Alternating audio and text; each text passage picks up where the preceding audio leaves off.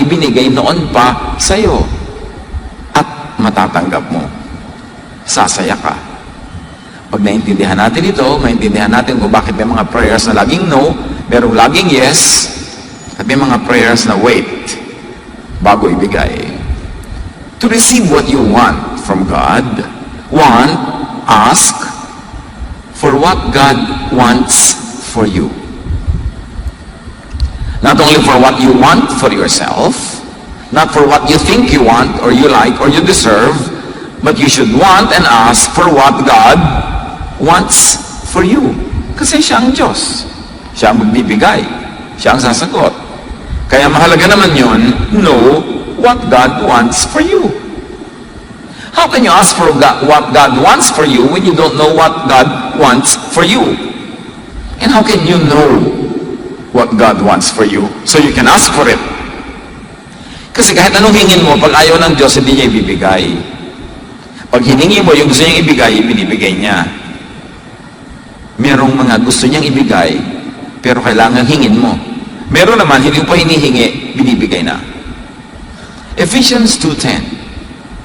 For we are God's handiwork, created in Christ Jesus to do good works, which God prepared in advance for us to do.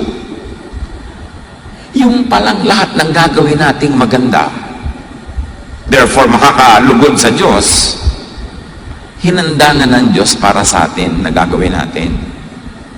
Meron na siyang ideya bago pa man tayo isilang kung anong ipapagawa niya sa atin. Marami lang ang buhay na sasayang kasi nakalagitnaan na, naubos na, hindi pa nila ginagawa yung gusto ng Diyos para sa kanila, at ang ipinagpipilitan nila yung gusto lang nila o yung hindi nga nila alam kung anong gusto nila. Tsamba-tsamba na lang buong buhay, hit and miss, hanggang natapos na lang ang earthly life, wala pang nangyari. Each person's best work is predetermined by God. Doon ang tinatawag na predestiny. Not in the details of everyday life, but in the general direction of how your life should be lived. Now, how do you know which and what work is for you, is for me? What God wants for you to do is what God designed you to be able to do. It is what God designed you to love to do. Nagtatanong, ano po bang kalooban ng Diyos para sa akin? Ano bang papel ko sa buhay? Ano bang dapat kong gawin? Anong dapat kong maging profesyon? Anong dapat kong pag-ubusan ng lakas? Ano ba yung kaya mo na likas? At ano ba yung talagang gustong-gusto mong ginagawa? Hindi yun ang gusto ng Diyos para sa iyo. Lima na lang yung gustong-gusto mo isang alam na alam mong kabalbalan sa buhay. Diba? God prepared the good works that we should be doing, not the bad. So para malaman mo kung saang area ka i-bless ng Diyos, dapat nasa area ka na naturally able and gifted ka to do, hindi pilit. At pagkatapos yung naturally, you love it. Ang natural talent dyan, mamamatay pati teacher mo. Kailangan may natural, tapos lilinangin mo, i-develop. You know it, you identify it, you learn, you train, you practice. Then you're on the way to do what God has designed you to do. But before you can do that, you have to set yourself free from control of others. Kasi marami ang mga tao na may ideya kung paano ka dapat mabuhay. Unang-una na doon ang mga magulang natin. Dapat ka maging dentista. Dapat ka maging ganito. Kasi ang tita mo meron ng silya, mamamana mo na yun. Magde-dentista po ako dahil lang ang tita ko merong dentist chair. May ideya ang ating mga tita, lahat ng mga nagpapaaral sa atin, tumutulong kung ano dapat mangyari sa buhay natin. You have to be free from that. You have to set yourself free from environmental limits, lalong-lalo ang financial limits. Kaya malaking kalaban ng isang buhay na makulay at masaya at mabunga yung karukhaan, Kasi kung minsan hand-to-mouth existence, survival level, hindi mo na magawa yun talagang gift mo, yung gusto mo, yung enjoy mo. Kasi busy-busy ka lang to make both ends meet. Kaya dapat dumidiskarte para painla rin ang buhay. At huwag tayong magkakamali mga kapatid, iba ang hanap buhay sa buhay. Naghahanap buhay ka para ka lang mabuhay at maipamuhay mo yung tunay mong buhay.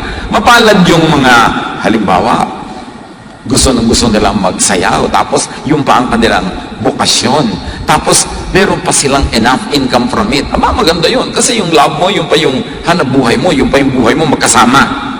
Pero madalas, lalo kung nasa arts yung buhay mo, at sa bansang tulad natin, kailangan may hanap buhay ka pang iba para ka mabuhay, pero huwag kang mamatay na hindi mo na nagawa yung art mo, kasi naghahanap buhay ka lang para mabuhay, at pag buhay ka na, ipapamuhay mo na yung totoo mong buhay.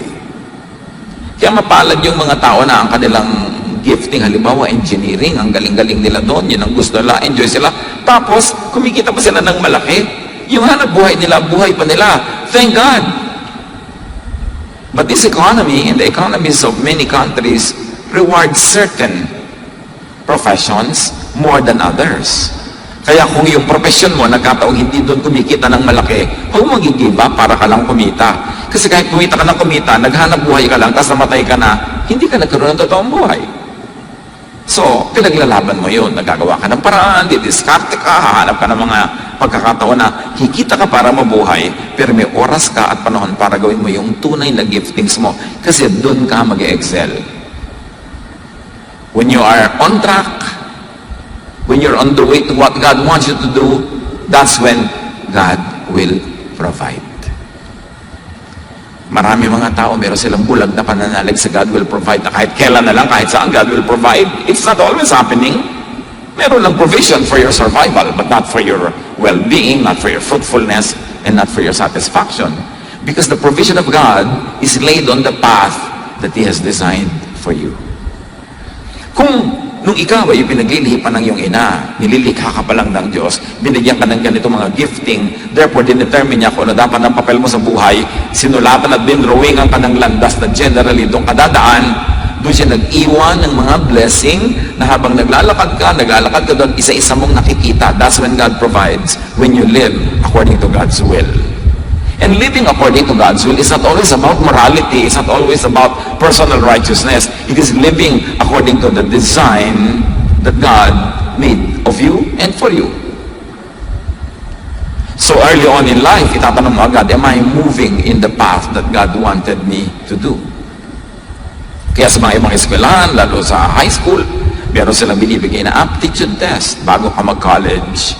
Tinitingnan ko anong kurso ang pinakabagay sa talent mo. Binibigyan ka ng guidance para hanggat maaari, doon ka mag-aaral kasi doon ka mag-excel. Yan ang gift mo eh. At hindi lang yan na-discover ng mga psychologists. Sinabi na yan ng Bible noon pa. Do what you were designed to do. Mga magulang, bilang magulang, ang ating number one tungkulin ay hindi diktahan ng mga anak natin kung anong buhay dapat magkaroon sila, kundi turuan at tulungan natin silang madiskubre kung ano ba ang calling, ano ang gifting sa kanila ng Diyos, at tulungan natin silang doon sa landas na yun tumahak. Romans 1:20, God's eternal power and character cannot be seen, but from the beginning of creation, God has shown what these are like by all He has made. So God reveals His character by His creation. Make it personal. God reveals His will for you by looking at you, how you were made, how you were created. Then you will know God's intentions for you. A person's make shows God's intention and will and should determine function. Paano ka ba nilikha? Sa church, iba-iba ang inilalagay ng Diyos sa mga tao na iba-iba ang talent para kumpleto ang rekado ng church. Ganon din sa pamilya. Paano ka ba nilikha? Kaya iba-iba ang papel natin sa pamilya, hindi magkakamukha. May ibang papel doon na malakas kumita, mayroong ibang papel na dahil sa kaugalian ng ating lipunan, hindi masyadong malakas pagkakitaan, pero kailangan ka rin ng pamilya mo to do that para yung pamilya niyo buo. kumpleto. Sa mag-asawa, mayroong isa sa inyo probably na ang hanap buhay mas nakakapag-uwi ng pera, pero hindi ibig sabihin na yun ang mas mahalaga. Kasi yung galing at husay itong kabila na hindi masyadong may economic power, yun na siguro ang nagbibigay naman ng soul, ng life, ng color sa inyong family life. So pareho yung mahalaga. Job 38:33, do you know the laws that govern the heavens? Magandang tanong. Alam mo ba mga umiiral na batas ng sangkalangitan, ng sansinukob? Kasi meron. Hindi tayo aksidente. We are creations of God. And the Creator has something in mind, what He likes to do with the creation, and therefore the God that determines that designs you according to that intention of the Maker. Hindi tayo dapat mag-isang basta-basta na lang sumusugod sa gusto natin gawin. Lagi natin isinasaalang-alang, ano ba ang gusto ng Diyos na mangyari sa akin? At paano ko malalaman yun? Titingnan ko ang aking likas na galing, ang husay, ang hilig ko. Kasi ba't inilagay yun ng Diyos doon? Definitely, yun ang gusto niyang papilin ko sa buhay. Psalm 104 verse 5, you build foundations of the earth, and it will never be shaken. It is only telling us that when the Lord builds, when the Lord designs, meron yung eternal purpose and eternal power that can never be changed. Jeremiah 13:23, can an Ethiopian change his skin? Or a leopard its spots? Obvious answer is no. Diyos ang lumikha sa lahat. Kung ang Ethiopian ay black yung skin, huwag mong piliting ibabad yan sa hydrogen peroxide para pumuti. Nakakalapnos-lapnos tuloy sa pagpapaputi. Iba-iba ang kulay ng mga tao. Diyos ang may likha. Kaya nang gino-glorify ko minsan yung certain color. Halimbawa, sa world politics and world economy, kung ang mga makapangyarihan ng mga taong puti, ang standard ng beauty ay puti. Pero kung nagpapaandar ng buong mundo, halimbawa ay mga maiitim, yun ang standard ng beauty. Kaya kung ang puti-puti mo, inferior na inferior ko, nakakaya naman ako, puti-puti ko. Puti pa yung pinsa ko, ang itim-itim. Pero dahil nai-influensya tayo, maging ng relihiyon, kasi may mga imahe ng mga puo na puro puti. Tapos ang imahe ng demonyo, maitim. Ay, makaka-inferior ka nga. Tapos yung kulot-kulot pa. Hindi kung kulot-kulot ka, gusto mong ipatuwid yung buhok mo ngayon. Kasi yun ang standard kung ano dapat ang magandang buhok. Inuulol lang tayo ng advertising. Yung mga factory ng mga pampaganda ng pampamakeup, siyempre nagpuproduce sila ng pampaputi. Huwag mo malagay sila ng mga modelong puro papuputi para tularan mo dahil para bilhin mo ang product nila. Huwag kayong pauto sa advertising. Lahat tayo magaganda.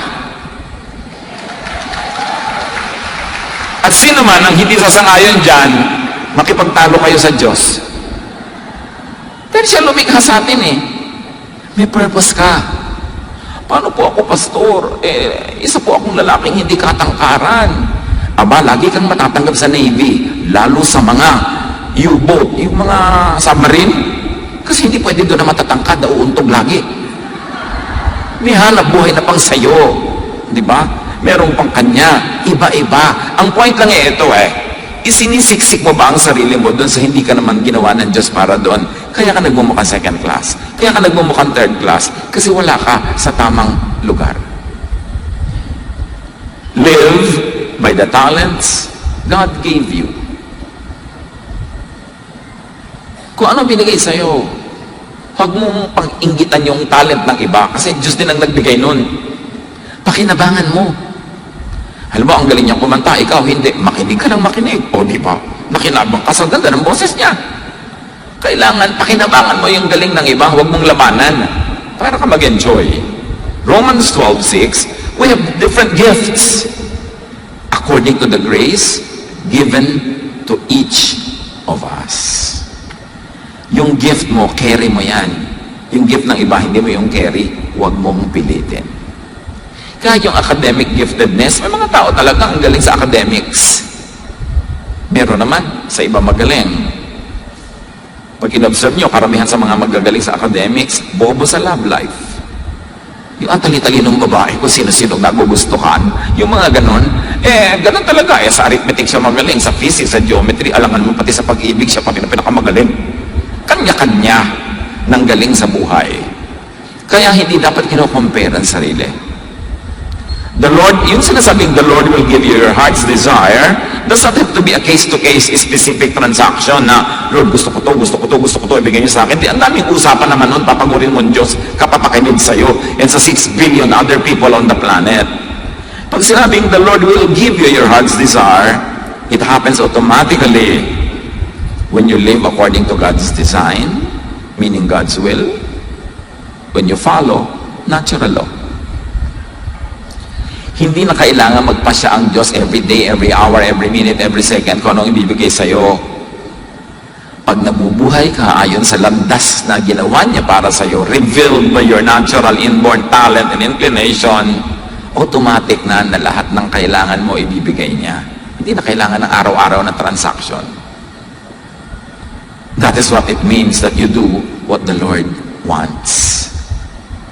Laging tanong ng tanong tao, ano po kaya ang Lord's will para sa akin? Abay, di tingnan mo ang talent mo, tingnan mo ang galing mo, di ang will niya para sa'yo. Hindi yung detail na nakaka-oppress na nabarawat detail, pati isusuot mo anong kulay, hindi ganun. Yung general direction, sino po kaya ang Lord's will para sa akin? Aba, hindi yung gusto mo, at gusto ka rin. Kung ikaw lang may gusto, hindi ka naman niya gusto, takbo ng takbo pag nandiyan ka, hindi Lord's will yun. Kaya buhay ko sa mundong ito, distributes them to each one just as He determines. Yung mga gifting, kahit spiritual gifting, Diyos ang nagpapasya. Kaya sa church naman, may binibigay ang Diyos na gifted in preaching, merong in teaching, merong in administration, merong gifted in soul winning, merong gifted in counseling, merong gifted in giving and supporting others. Lahat yun, Diyos ang may bigay. Para pag pinagsama-sama kayo, merong isang kumpletong community, merong isang kumpletong pamilya. So kung ikaw ay administrator, huwag mong piniting maging preacher. At kung preacher ka, you go on preaching and delegate administrative work to other people who are gifted in that area. Singer ka, concentrate on music ministries. Meron naman, mahuhusay sa ushering. Doon ka dapat pumunta. Iba-iba. Hindi magkakamuka. Pero lahat mahalaga. At magiging masaya ka lang kung nasa tama kang lugar. Huwag kang magsiksik sa choir dahil lang may crush ka doon. Kasi kung crush ka rin niya, kahit nandun ka sa mga bundok-bundok at nandun ka sa soul winning, pupuntahan ka nun. Doon ka dapat sa kung saan nilagay ng Diyos. Kung saan nakahubog, nakabagay, nakatugma ang buong mong pagkatao. God's will is a general direction, not every specific step you take. That is your personal choice. So do not problematize your natural self. Sa ating pagkatao, sa ating character, meron tayong pwedeng i-modify, ayusin para lalong maging effective tayo sa buhay, mas lalo tayong mas guminhawa, sumaya. Pero may mga bagay, lalo yung mga likas na likas, kailangan tanggapin mo, i-celebrate mo, ipambuhay mo. Kasi doon ka magiging best. Huwag makipagtalo sa Diyos. Huwag magreklamo sa Diyos. Diyos ko salam, bakit po ba naging Filipino citizen ako? Ang daming bansa, kailangan ng visa. Kung ginawa ka ng Diyos sa citizen ng Tonga, gusto mo? Nasaan yung Tonga? Ng Vanuatu? Gusto mo? Maging citizen ka ng mga bansa na kung lumulubog na ngayon sa tubig dahil konting-konti lang angat nila sa tubig. Meron mga bansa, iba-iba. Huwag kang magreklamo sa citizenship mo, napakapalad mo nga. Dahil napaka-blessed ng bayan natin. According to the latest studies, among the 30 countries studied, ang bansa na may pinakamataas ng pananalig sa Diyos, Pilipinas. Yung pala, ang salamat na.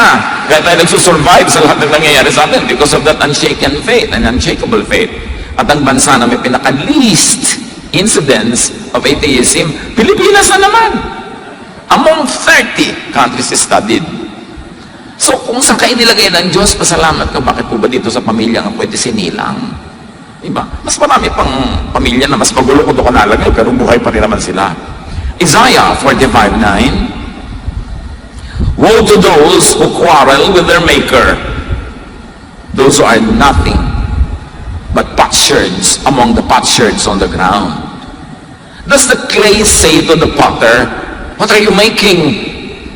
Does your word say, the potter has no hands? Kung ikaw daw ay palayok na nililikha nung gumagawa ng palayok, nagreklamo ka ba sa kanya? Bakit ganyan ginagawa mo sa akin? Bakit ganyan ang korte ko? Ba't wala akong tangkay? Ganon, puti ka lang, hayaan mo yung maker na gumawa sa'yo. Huwag ka magreklamo dyan. 1 Peter 4:10, each of you should use whatever gift you have received. So do not problematize other people's natural selves. Pastor, ba't kaya yung anak ko ganito? Ibang-iba naman ang inaasahan ko. Bakit gano'n noon? Ako, bakit big ba ang anak mo? Hindi naman po. Kambing ba? Hindi po. Tao? Iba eh. Tao ka, tao yung anak mo. Iba-iba talaga ang tao. Hindi magkakamukha. Kung pilitin na yung anak mo magswak sa mga ini-imagine mo kung dapat kung ano yung anak mo. Kung magpakananay ka na lang. Kasi ikaw ang pinagbigyan ng ganyang anak. Ibig sabihin, gift yan sa'yo ng Diyos. Gift po. Tingnan mong mabuti para ma-realize mo, pero huwag mong ipilit yung gusto mo. Tingnan mo ang kanyang karakter. Marami nga mga anak, sila itinatakwil-takwil, kinakawakuwawa ng bata, pagtanda ng magulang, yun ang nag-aalaga eh. Maraming ganun. So tingnan mo kung anong mabuti sa bawat isa, and do not change people according to your fantasy. Because if you're only using me to fit your fantasy, you're really not in love, so let me go. Ay parang Karen Carpenter, ano? Huwag ganon, kahit kayo may mga nobya, pinipilit na mag-sweet kayo sa fantasy niya. Yung nobyo niyo, gusto niya, buhok mo yung hanggang tuhod. So, ikaw magpahaba. Ito, wig. Pakasalan mo yung wig. Bakit mo ko pinipilit mag-swak sa gusto mo? Kung ayaw mo sa akin, sorry na lang, we both lose. But I will not change to suit your fantasy. Dapat ganon. Yung ginagalang ka, ina-accept ka, hindi pinipilit kang ibahin. Why go with somebody who wants to change you to suit his or her fantasy? It's going to be stressful. At pag ihiwalay nila kayo bukas, di ngayon na, para makamove on ka na ngayon, mas maaga. Help others develop and live by their God-given talents and nature. Lalo magulang ka, kapatid ka, kaibigan ka, huwag mong kontrahin yung nature ng tao, turuan mo siya how to develop it in the best possible way. Do not force others or yourself to change beyond your natural self. At ulitin ang Jeremiah 13:23, can an Ethiopian change his skin or a leopard its spots? The obvious answer is no. Lalong-lalo na sa technology available at the time when the verses were written. It really meant no. Impossible. So do not impose your ideas, your expectations, your requirements on other people's personal development. Kahit ka pa may authority over them, especially if you have authority over them, do not misuse your authority. Use it to nourish them, to help them, not to dictate on them. Kahit mga magulang. Ephesians 6:4, fathers, do not exasperate your children. Instead, bring them up in the training and instruction of the Lord. Not only of yourself, not only your instruction, not your version of truth, but the version of the Lord. So huwag niyong ubusin ang pasensya ng inyong mga anak to the point na kailangan nilang lumayas, kailangan nilang mawala sa inyong bahay para lang sila maging totoo sa kanilang mga sarili. Huwag niyong ubusin ang pasensya nila. Palakihin niyo sila, sanayin niyo according to the Lord's will. At na-define na natin ang isang ibig sabihin ng Lord's will na yan. Look at how discuss yung mga unchangeable truths. By being true to yourself, meaning being true to God's design, you would naturally want what God willed for you to want and to have. Pag totoo ka sa sarili, ang magugustuhan mo, yung gusto ng Diyos na gustuhin mo, at kung ang ginusto mo ay yung gusto ng Diyos na gustuhin mo, matagal na niyang ibinigay yun, nun pa. Naghihintay lang ng release date. Time release ang mga blessing na yan. Pero kailangan, yung gusto mo, yung gusto ng Diyos. Do not try to be somebody else. Do not try to desire what is for others. That's why I always remember fondly a poem we learned in high school, one of the many, Sonnet 29 by William Shakespeare.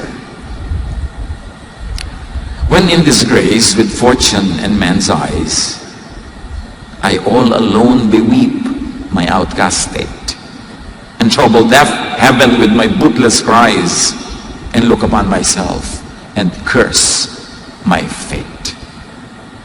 So Shakespeare is talking from the point of view of someone who's unhappy with himself. Mag-isa lang daw niyang itinatangis ang kanyang abang kalagayan at nabibigyan niya ang langit sa kanyang mga iyak at daing na di naman dinidinig. Sabi niya, tinitingnan ko ang sarili ko at wala akong magawa kundi sumpain ang mapait kong kapalaran. So this is a person mourning his or her own life. To go on with the sonnet, wishing me like to one more rich in hope, featured like him with friends possessed, desiring this man's art and that man's scope, with what I most enjoy, contented least. So tumitingin siya sa mga tao sa paligid niya, sabi gano'n, sana siya na lang ako na lang katulad niya. Para ako maganda, masaya, sabi gano'n, tulad niya, maraming kaibigan, ako hindi masyado. Hinahangad ko yung galing niya sa ganitong art, hinahangad ko yung galing niya sa ganong mga ginagawa niya. Tapos ako naman, ang konti-konti lang na-enjoy ko sa buhay, hindi ako makontento. Nagreklamo niya sa kanyang buhay. Pinagnanasaan ang buhay ng iba, pinagnanasaan ang para sa iba. Kaya sabi nga niya sa Ten Commandments, you shall not covet thy neighbor's goods, thy neighbor's wife, thy neighbor's everything.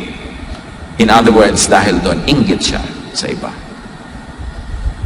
Isa sa mga malakas sumira ng kalusugan ng inggit. Sumisira ng disposisyon, sumisira ng ligaya, yung inggit na yan. At naiinggit ka pag tinitingnan mo yung binigay sa iba at the expense of ignoring, or in the process you ignore what God gave you. Sabi sa Ecclesiastes 4:4, and I saw that all toil and all achievements spring from one person's envy of another. May ganun, lahat ng paghihirap, pati achievement, ang pinagmumulan, inggitan. Kaya nagtatataas ang grade ng estudyante yan, gusto niyang taasan yung grade ng kanyang katabi. Kaya marami daw schools ngayon, hindi na uso yung grading. Kasi you go to school not to compete with one another, but to learn. Pero habang may mga first, second, third honor, may competition ang mga nanay. Kaya pinagdudukan yung mga anak, mag-aral ka, nakakaya sa kaibigan ko, siya aakyat sa entablado, ako hindi. Di ba? Yung mga ambisyosang mga nanay, kumisan na nagtutulak sa mga anak na sobrang maging competitive. Dapat kung ano yung galing mo, doon ka. Mami, ang galing-galing ko po sa recess. O, ito pang bawan, anak. Siguro yan ang gift mo. Di ba? Dahil kasi pagdukdukan mo yung anak ko para maging magaling sa trigonometry. Isang galing-galing sa geometry, papagawin mo lang pala ng parol. Sine ka pa, cosine, tangent, cotangent, parol lang pala ang kakauwian ng gagawin niya. Bagamat kung gift mo yun, di maganda. Pero kung pinilit ka, ano nangyari sa buhay mo? Sa pagpapatuloy ng Sonnet 29, sa wakas sa tauhan siya. Ganyan lang ng mga sonnet si Shakespeare eh. May resolution sa dulo. So yet in these thoughts myself almost despising, happily I think on thee, and then my state. Sabi niya, dito sa akin pag nadalamhati, bigla akong sumasaya pag naiisip kita. At ang aking kalagayan. And like to the lark at break of day arising from sullen earth, sings hymns at heaven's gate. At nagmumukha ko sang ibong umaawit o sa ibabaw ng tore ng simbahan sa umagang umaga. Biglang ang saya-saya ko, for thy sweet love remembered such wealth brings, that then I scorn to change my state with kings. Pag naaalala ko ang pag-ibig mo, ang mga text mo na, kumain ka na ba? Magkaroon, hindi ko ipagpapalit ang buhay ko kahit kaninong mayaman o makapangyarihan. Sasaya ka pag naisip mo kung ano yung meron ka na tunay mong ikinaliligaya. Knowing, appreciating what one has, gives wealth and happiness. At I'm sure kayong lahat na memorize nyo rin ang Sonnet 29 noon. O absent kayo nang ituro yun. Ay, ganun pala yung Sonnet 29. Kaya maganda yung mga nag-aaral tayo ng poetry. Kasi kumbaga bundok-bundok ng mga ideya na sisiksik sa konting salita ng magagaling na mga makata. So the first order of business is to know who you are per God's design. Then you will know who you should be. 1 Corinthians 15:10, but by the grace of God, I am what I am. And His grace to me was not without effect. May talab ang grasya sa akin ng Diyos. Ako ay ako, at ang grasya ng Diyos ay sapat para panindigan ko yan at para maging makabuluhan ang buhay ko, being I am who I am. Psalm 139:13, for you, not others, not me, you created my inmost being. You knit me together in my mother's womb. The first order of business is to know what you really want and to work for it, to work alongside it. Jeremiah 29:11-12, sabi ng Diyos, I know the plans I have for you. Plans to prosper you and not to harm you. Plans to give you hope in the future. Then you will call on me and come and pray to me, and I will listen to you. Sa katotohanan, ni hindi sumagi sa inyong guni-guni ang kadakilaan, kagandahan ng gustong ibigay sa inyo ng Diyos. So dapat yun ang hanapin ninyo. Know what God wants for you. Ask for and live by what God wills for you. And receive all of it.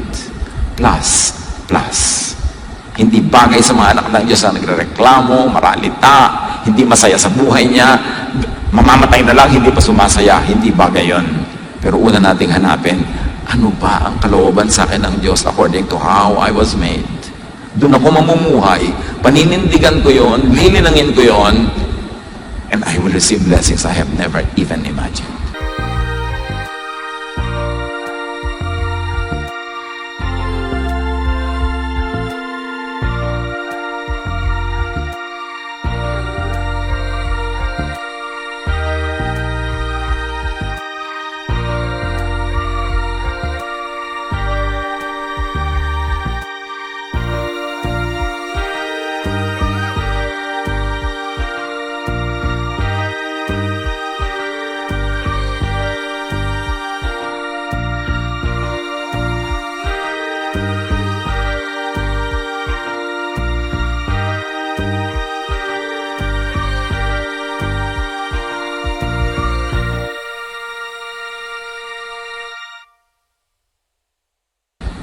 Dear God, we thank you for the beautiful plans you have for each one of us. Teach us to be faithful to you, our Creator, our Maker. Teach us, Lord, to appreciate you as Creator and to appreciate the creation as well, including ourselves. At nawa maging